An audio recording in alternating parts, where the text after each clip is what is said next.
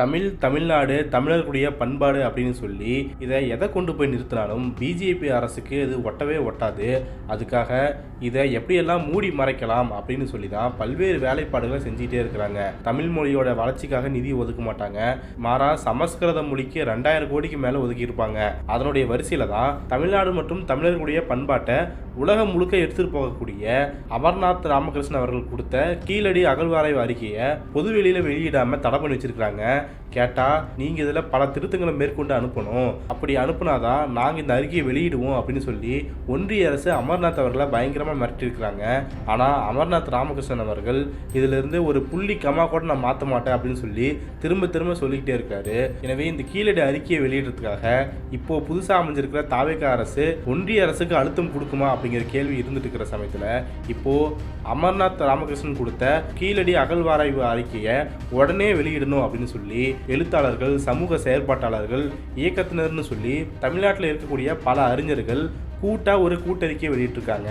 தமிழ்நாடு மக்கள் உரிமை பேரவையை சேர்ந்த கனகுறிச்சி அவர்கள் இந்த கூட்டறிக்கை ஒருங்கிணைப்பு வேலைகளை செஞ்சிருக்கிறாரு. அந்த கூட்டறிக்கையில் அவங்க என்ன சொல்லியிருக்காங்கன்னா, 2014-2016 காலகட்டத்தில் இந்திய தொல்லியல் ஆய்வகம் சார்பாக கீழடி அகழாய்வு தொல்லியல் ஆய்வாளர் அமர்நாத் ராமகிருஷ்ணன் அவர்களால் மேற்கொள்ளப்பட்டுச்சு அப்படின்னும், கீழடியில் கிடைக்கப்பெற்ற பொருட்கள் மற்றும் தொல்லியல் சான்றுகளின் அடிப்படையில் 982 பக்கங்கள் கொண்ட அறிக்கையினை அமர்நாத் ராமகிருஷ்ணன் அவர்கள் இந்திய தொல்லியல் ஆய்வகத்திற்கு 2023 ஜனவரி மாதத்தில் முறைப்படி சமர்ப்பிச்சிருக்காரு அப்படின்னும், அறிவியல் அடிப்படையில் மேற்கொண்ட ஆய்வின் முடிவில் கீழடியின் காலம் கிமு 800லிருந்து 500 வரை இருக்கிறதாக அவர் வரையறுத்திருக்கிறாரு.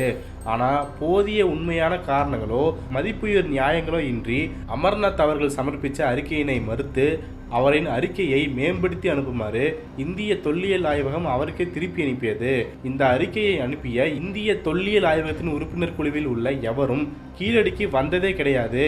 மேலும் இந்திய தொல்லியல் ஆய்வகம் தனக்கு அனுப்பிய அறிக்கை செயற்கை நுண்ணறிவு தொழில்நுட்ப அடிப்படையில் உருவாக்கப்பட்டதா அமர்நாத் அவர்கள் தெளிவுபடுத்தியிருக்கிறாரு.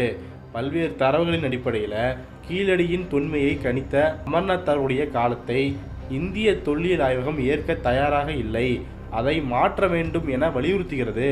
இதுதான் சிக்கலின் சாரம். ஆனால் எவ்வித புற செல்வாக்கிற்கும் உள்ளாகாமல் உண்மையான மற்றும் சரியான அறிக்கையை கடமை உணர்வோடும் மனசாட்சியோடும் சமர்ப்பித்ததாக கூறி தனது ஆய்வறிக்கையை மாற்றி அமைக்கும் பேச்சுக்கே இடமில்லை என அமர்நாத் அவர்கள் திட்டவட்டமாக எழுத்து வடிவில் தெரிவித்துவிட்டார். ஆனால் இந்திய தொல்லியல் ஆய்வகம் அறிக்கையை திருத்துமாறு தொடர்ந்து வலியுறுத்தி வருவதை ஊடகங்கள் தெரிவிக்கின்றன. துறைவாரியான கடித போக்குவரத்தோடு இந்த முக்கியமான செய்தி முடங்கிவிடுவது ஏற்புடையதல்ல. அமர்நாத் அவர்கள் தனது ஆய்வறிக்கையை சமர்ப்பித்து 3 ஆண்டுகளாகியும் கீழடி ஆய்வறிக்கையை வெளியிடாமல் இருப்பது பெரும் ஐயத்தை உண்டாக்குகிறது. இதனால் உண்மை நிலை என்ன என்பதை அறிய முடியாமலும் இருக்கிறது.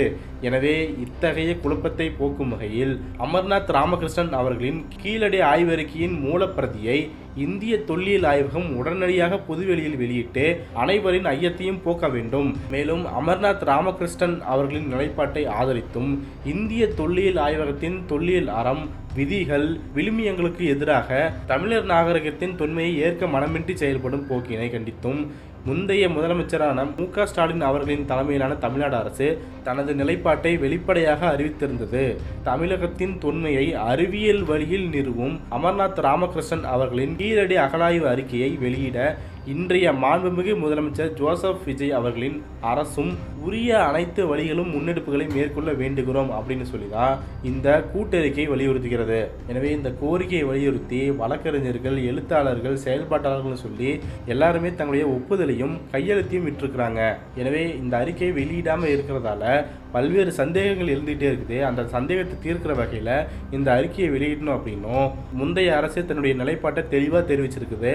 எனவே அதே நிலைப்பாட்டை தெரிவித்து இந்த அகழாய்வு முடிவை வெளியிடுறதுக்காக இப்போ இருக்கிற விஜய் தலைமையிலான அரசு நடவடிக்கை எடுக்க வேண்டும் அப்படின்னு சொல்லி இந்த கூட்டறிக்கை வலியுறுத்துது. எனவே இந்த அரசும் ஒன்றிய அரசும் என்ன செய்வார்கள் அப்படிங்கிறத பொறுத்திருந்து பார்க்கலாம்.